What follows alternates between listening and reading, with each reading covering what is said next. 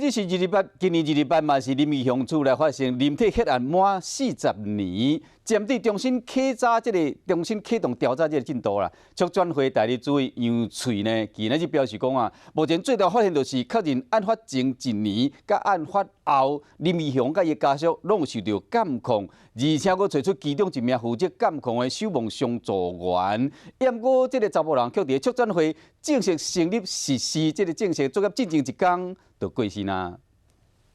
！1980年2月28发生林体血案，当时美丽岛事件被告嘛是台湾省议员林义雄厝内人3死1个重伤，惊动国内外。不过40档的血案，对1996年开始，几次重启调查，一直无法度查明真相，追查真凶。2019年7月，促转会针对林体血案，进一个研究，调阅大约2000件美丽做是永久机密的档案，有重大发现。通过档案确认了，林宅在案发前至少1年，然后以及案发后